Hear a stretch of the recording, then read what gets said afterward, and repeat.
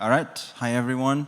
My name is Mohsen. I am from ZK, and I'm kickstarting this room's sessions with this talk, optimizing ZK-Rollups, unlocking cost-effective prover infrastructure.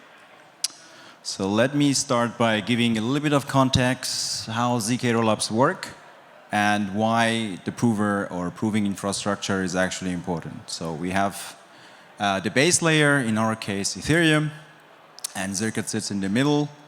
So from Ethereum, you can bridge in your funds. You can submit a transaction.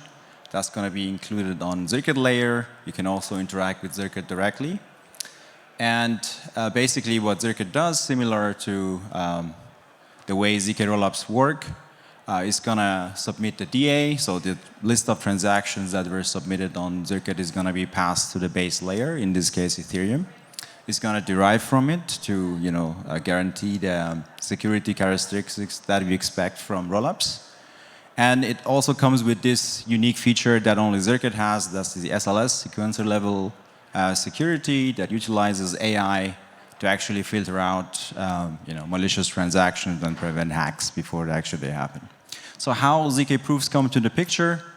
In order to settle a set of transactions on the base layer, a proof needs to be generated, and with this proof we can tell the world, in this case Ethereum, that hey, this batch of transactions that we processed, they are valid, and we did everything correct, and now this state of the chain is finalized. So from this point onward, things are actually finalized, and one consequence of that is that users can basically withdraw their funds from this stage onward.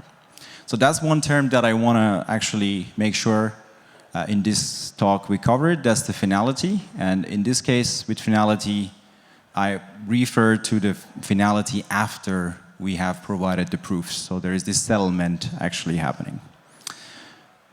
Now, what's the problem? So I'm going to talk about three kind of related problems here. So one most obvious one that a lot of people actually talk about is proving cost. And proving cost, I guess a lot of people talk about the specialized hardware that we need. A lot of people talk about GPUs. There is also another angle to that, to the provers. That's the on-chain fees. So the fee that you have to pay to the base layer for the DA and for the verification. There is also finality delay. That is like a technical challenge here. If the proofs are slow, if they don't come in time, that basically for the end users means they cannot withdraw their funds. And if this happens too often, then Twitter is going to explode with a lot of mean comments about how bad the chain is, things are slow. So this is going to erode the trust of the users. And another angle of the problem is the dynamic nature of running ZK-Rollups. So the workload is dependent on the surge of the traffic. So the TPS can increase in the system. Something happens, so there is, a new airdrop came out. Very exciting solution is deployed on the chain, so people want to use it. And here, opting for a constant design of the system is going to end up, not efficient enough to handle the load, or you're just over, provisioning with your prover capacity that you have. So you're going to burn basically money. So there is this dynamic nature that makes it more complicated. So if I were to put it in words, what is the problem we are trying to solve? We want to ensure fast, predictable finality at sustainable cost. I mean, we can burn a lot of money and make sure we have the finality and we can cover a lot of traffic, but that's not what we want to do, because at the end of the day, the rollup needs to be sustainable. And this becomes more challenging with the dynamic nature of the problem. So in this talk, I'm going to talk about, if you walk away with one thing, I would be very happy. The rollup cost is not only the prover time. That's been something that a lot of people have been focusing on, and that's great. Now we have faster provers, but proving time is merely one parameter. There are more things that play a role here. And a lot of design decisions, like the TPS that you opt for, the batch size, hardware, that's going to swing the cost, and also latency. And I told you finality is something that people expect to be constant. So if you have a lot of latency, that's going to mean you're going to hurt the users or their trust. So our solution, we're going to model the pipeline using Z3 constraint language. I'm going to show you some some ways that we have done in order to cope with this problem. So let me show you one example pipeline. So this is one proving pipeline. You can have, depending on the proof scheme that you are using, which year we are talking, you may have different proving structure. So what is a lot the case for ZK-Rollups, you have layered proving. So you put your transactions in a block. Those blocks need to be proved. Then you put those proof blocks inside a batch. You need to submit that batch as part of the DA to the L1 layer. And then you want to get enough of those batches and create a compression proof. And in this case, you can see there is a lot of timing involved. So this is a typical scheduling problem. How long should we wait actually to make sure that we are making use of the entire capacity that we can put inside every prover that we have and not be underutilizing them? So there is one parameter here to optimize actually. And then depending on the dynamic nature of the transactions, if you have a lot of transactions, you need to provision more provers. So based on the inbound of the transactions you have, you probably need more hardware, so there is the need for scaling up and down. And accordingly, as I told you in the very beginning, we need to submit the DA, and then once the chain is, we have the final proof, we need to do the final verification in L1 and doing the settlement. There are two important things here. So on the left, I have finality. So in order for the chain to be compliant, we need to conform to a certain finality. So some chains opt for 1 hour, 4 hours, whatever number is your chain's finality time. Everything that happens in the proving pipeline need to happen within the range of this finality. And at the end of the day, all this cost, so there are different variables here I'm showing you on this slide, it's a bit overloaded. Everything should cost less than the amount that you're collecting from your users. Otherwise, the rollup is not viable. Basically, you're burning money. So I try to, based on the pipeline that I showed you, I have come up with some scenarios to show you how much would it cost. So I have the steady scenario. The rollup is experiencing 0.1 TPS. With the model that I showed you, this could cost around 74 grand.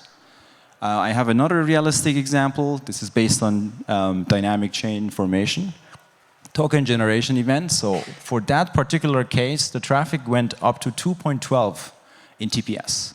And that would mean, with the design that I showed you, around 100 grand. And I have another very exaggerated scenario here. The blob fee went crazy up at some point in the past. And on that very specific date, if the price stayed at that amount that it was, we would have paid 7.5 mil with the same TPS. So as you can see, it's not only the proving time. This L1 cost would have meant the rollup has to bleed 7.5 mil in order to keep up with this very small load of 0.1 TPS. Another case I have here is the surge, when we have 100 transactions coming in. And in that case, the rollup is going to cost 2.2 mil to actually do the complete end-to-end proving. So what's our goal? Basically, we are trying to pack more and pay less. We want to, in terms of L1 fees, we want to do the verification as least as possible, but still stay conformant, so do the finality. For the DAs, we want to pack more, compress as much as possible, put more batches into one DA submission, but still, all of this optimization need to make sure that we don't miss the finality. And the hardware fee is something that has been more looked at.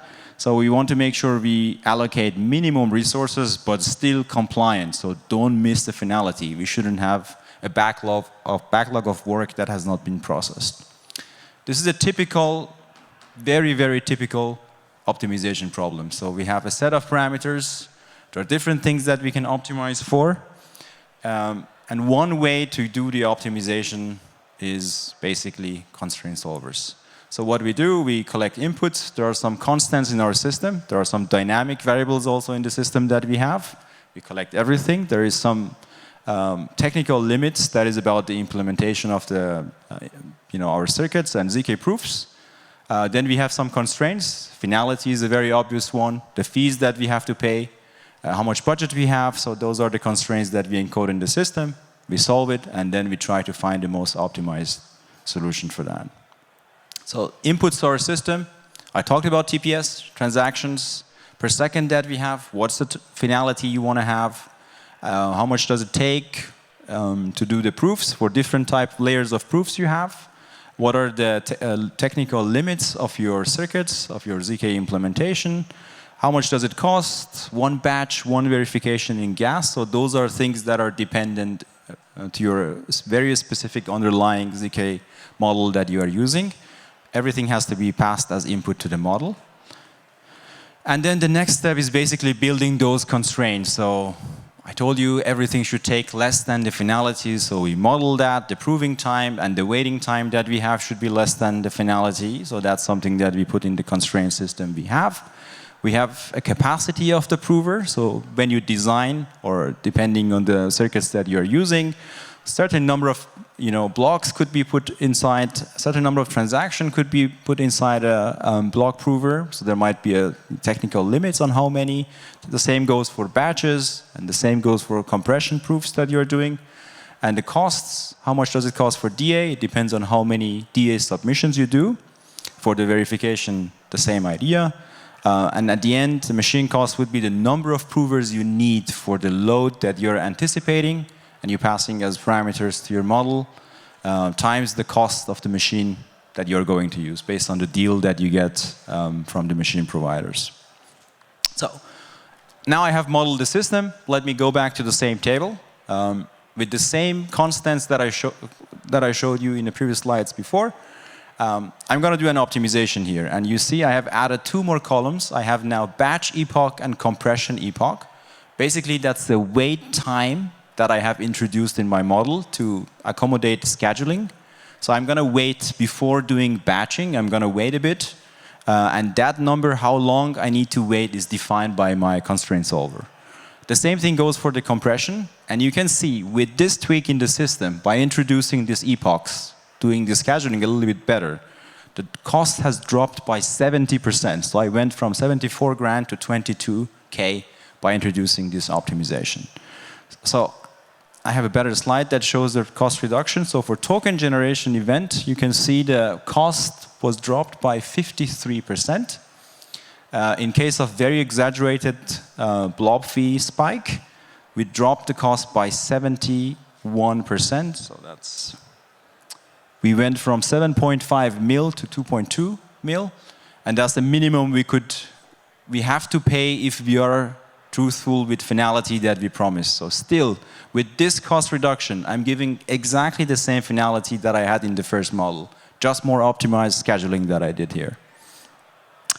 So now, I have this, let me go back to this table. I have this optimization proposed by Z3Solver. It's telling me, hey, you need to wait a bit longer before doing batches, before doing compression. You need to do it in this way, and this is the minimal resources that you need in terms of hardware.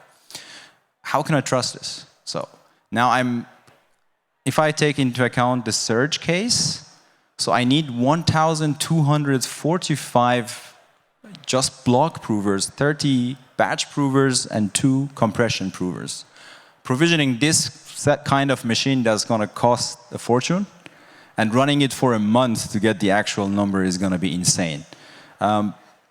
So what we need to do, we need to find a way to see if this optimization that the solver is telling us is going to be efficient or not. Is it going to prevent any lags in the system, or in other words, guarantee the finality that we are after? To do that, we have implemented a very simple simulator that takes all the parameters that the optimizer is spitting out and basically mimics the behavior of the pipeline that we have. So we have a block prover, batch prover, and compression prover. Each one of them, consumes some work. So we have created these queues of works. As transactions are coming in, we put them in transaction pool. They're going to be picked up by the block prover. And if the block provers that we have provisioned here are not enough, then things are going to be slow, because we start to create a lag in the system. So we have added some assertions in the list to make sure that if we have more work than the capacity that we have in the system to process it, then we can detect and say, oh, this is a lag. So basically the solver, what the solver proposed to us is not going to be working, is not going to guarantee the finality that we have. Mostly we use this simulator to debug the constraint system that we designed, but it's also an efficient way to basically optimize for different objectives. So we optimize for total cost, you can optimize for L1 fees, you can optimize for hardware costs. So depending on the angle that you're after, you can actually try different configuration, optimize in different ways, and then pass it to the simulator and see if the results that simulator is getting is the same as what the constraint solver told you about. So now, how does it go back to the full picture that I presented to you? So in the very beginning, I showed you this proving pipeline, and I told you there is some wait time that we need to decide on. There is a problem of scaling, how often should we scale, and there's this problem of TA and verification. So now, with the help of this optimization technique, I can have this active agent in my system that watches the inbound traffic of the system, and based on the traffic, basically sets those parameters. So I have wait parameters, scheduling, I have scaling up and down parameters, and I have this interval of submitting transactions for the DA and for the verification. So those are different parameters that this agent is going to define. So there is this active agent that can fine-tune the system on the go in order to ensure that we are paying the lowest possible costs and conform to finality and still be viable. In practice, this is not going to be as easy as I said in the previous slide. So this means a rollup needs to have this active monitor, and that's the chain monitor that looks at the current parameters that system has, the inbound traffic, the blob fee, gas, ETH price, all those things that play a role in the cost. It has to actively look at those things. And then we pass those parameters to the optimizer, and optimizers can decide on how many machines I need, what should be my scheduling parameters. But what you passing to the chain monitor is very important here, because if I pass one moment, and in the next moment, those parameters spike up, the gas fee prediction is going to be difficult here. So rather than taking the exactly right moment of the current parameters of the chain, we need to have a prediction component that looks at how much the price is going to be for the following batches that I'm going to create. So it's going to be a challenge to solve. That is going to be a problem for the future. But deciding what should be those inputs to the Z3 solver is not a trivial problem, actually.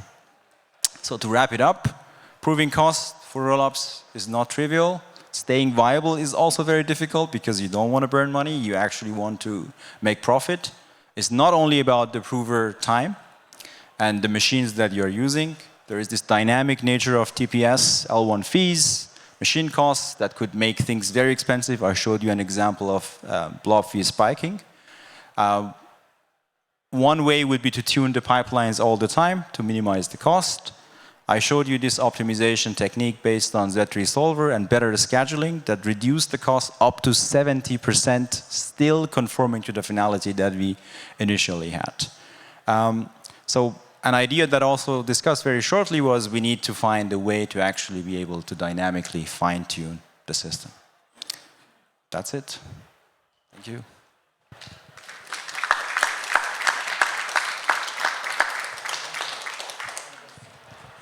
Thank you very much. We have some time, like 2-3 minutes for questions. Do you have any question?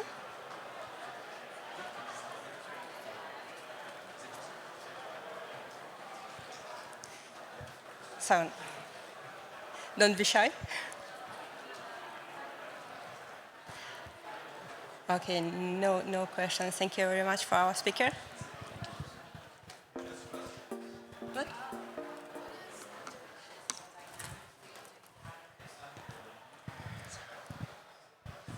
What are the challenges you find with dynamically updating parameters when fine-tuning the pipeline? Yeah, that's a very good question. So the problem is when you fine-tune the pipeline for proving, so in 1 second you may have a surge of TPS. So you're gonna say, okay, I'm gonna need 1,000 provers to deal with this surge of TPS. But that can very quickly drop. So from, you may have a few blocks that has, a surge of TPS, and then it can drop back. So in this case, if you don't, redo the tuning exactly at the right moments, then you basically are over provisioning. There is this challenge that you need to predict a load. You cannot pick one sample and based on that provision. Rather, you have to look at the span of time and do the provisioning. Do you have any proof of concepts already for how you will predict this? Yeah, so we have done some live benchmarking for our own proving pipeline.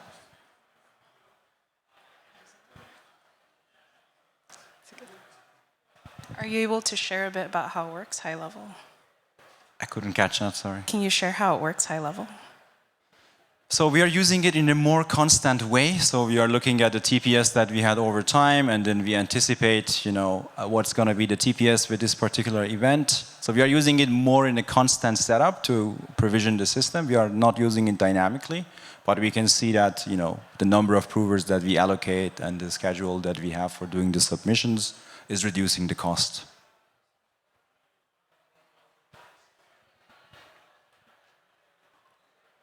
Okay, thank you very much. We will wait for our next speaker.